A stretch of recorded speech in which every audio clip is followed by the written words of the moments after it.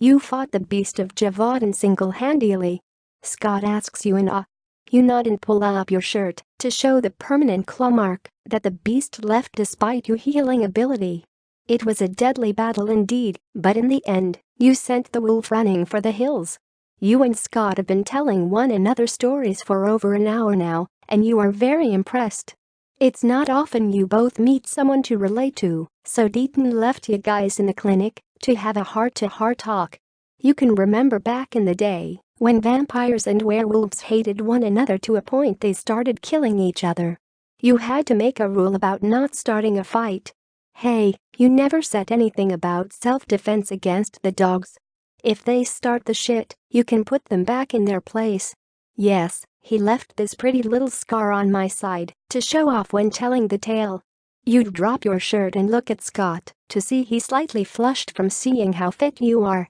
It makes the corner of your lip crook up into a smile. Oh, the wolf is admiring your physique? Does that mean he's crushing on you?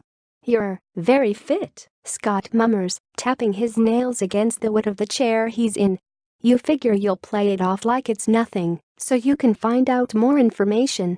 Yeah, it's from all my years of fighting and exercising. Now, let me see what you're packing, wolf boy. You reply, feeling very giddy from the idea of seeing the wolf's abs. Here, you happy? He laughs. You let out a long whistle, shoot him a thumbs up. Scott has a six-pack forged by the gods. Very much so. You chuckle back. Damn, I bet your girlfriend has her hands all over those 24/7. You joke, but instantly regret it when Scott's face drops. Oh no. Is the only thing you can think of at this point. You have hit something in Scott that you shouldn't have. Damn you and your curiosity in the alpha's love life. I don't have a girlfriend.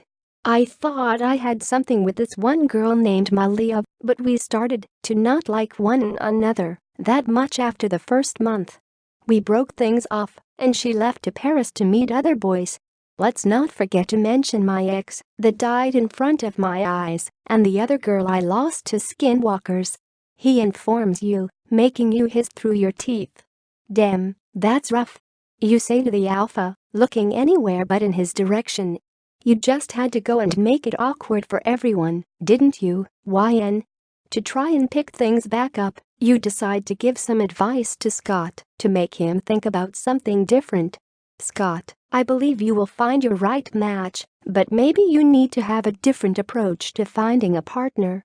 He cocks an eyebrow at you to show his confusion. What do you mean?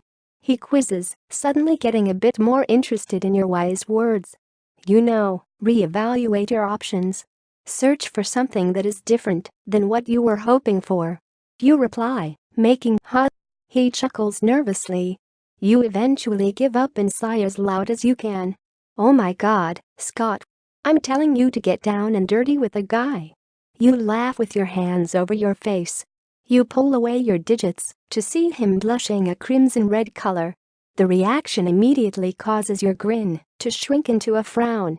What's wrong? Is he homophobic? You wonder, staring at him with your cold, serious eyes. A guy? He questions softly. I'm not gay though. Are you sure? Have you ever even tried kissing a male? You reply with questions of your own. He sinks down in his seat, and you internally grin as you realize your questions have hit hard.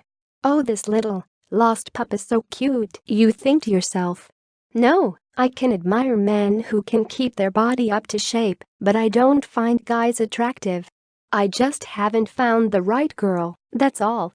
He responds with a pink tint to his face.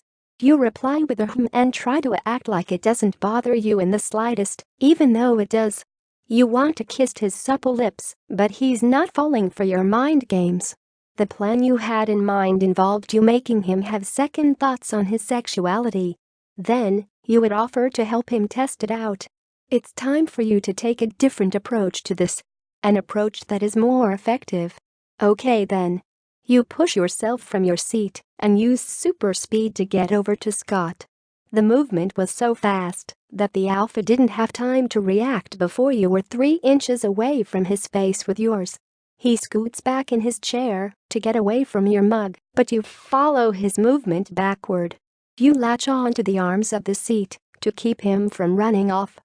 He just seems like the type to do that if they get too embarrassed.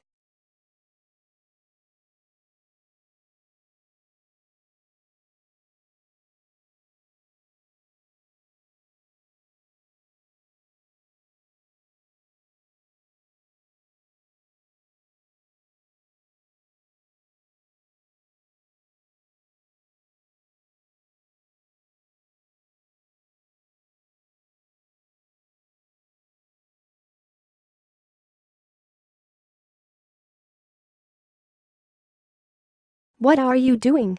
Scott shouts, looking for a way to get around you. A grin grows to your face. If you are so sure about your sexuality, then kiss me and say you don't like it. You reply, getting closer to his face than before. Scott's point of view.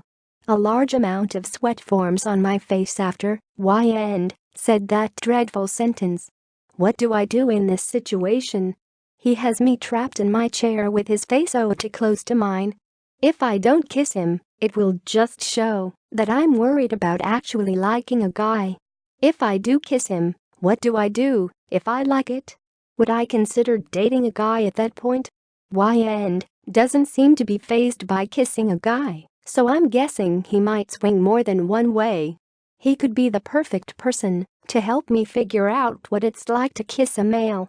Also, YN makes me scared to say no. He's a lot stronger than me if he could take on the beast by his lonesome. Okay, I'll kiss you. I sigh. YN grins ear to ear, showing the fangs in his mouth. He takes his left hand off the chair to grab my face and pull me to where our noses are touching. His YEC eyes lock to mine, causing my anxiety to skyrocket to the roof. My face begins to boil as the humiliation consumes me. I am about to let some guy, who I only met an hour ago, kiss me. How did this go from a normal day to a trip down sexuality lane? Good choice. YN says. His eyes flash red before closing. In a quick second, YN's lips latch to mine, causing my eyes to widen. They are soft and savory with a hint of sweet. My heart begins to flutter, and my body starts to think on its own. I feel YN is about to pull away, so I use one of my hands to latch onto the back of his head to keep him from taking away this pleasure. He gives a huff that sounds like a snicker, then moves his luxurious lips against mine. I kiss back, enjoying the sensation of our actions. YN pushes himself up into my lap, straddling my legs with his crotch ever so lightly touching mine. He brings his second hand to my other cheek, while I use my free hand to wrap around his waist. I begin to play with YN's beautiful YHC hair as we make things a bit more spicy. YN takes it upon himself to lick and nip at my lip so he can turn this into a full-blown makeout session. Once I allow it, he shoves his tongue into my mouth, meaning I was allowed to do the same to him. At this point, I don't know how far we are going to go. I can feel that YN is trying his best to not buck his crotch against mine, and just the idea of it makes me want to do the same. What am I going to do now? I've dived too deep into kiss, and I can't back out now. Is it bad I really don't want to back out? Should I be wanting to? Shit. YN mumbles in the kiss, meaning he must be thinking the same thing I am. Without thinking, YN softly rubs himself against my crotch, making both of us moan out. My heart jumps from the gesture, but I just keep on going. He quickly realizes what he's done and yanks himself away from my lips with white eyes. I know it's really hard for vampires to blush, so when I notice the light pink on his face, I understand that he feels like he's embarrassed himself. I'm sorry for that. I don't know what got into me. Don't worry, it wasn't bad at all. I say to Vampire King. With a quick kiss to my lips, he hops off my lap to move back to his chair. It's getting pretty late. You should be heading home. If you want, we can talk more.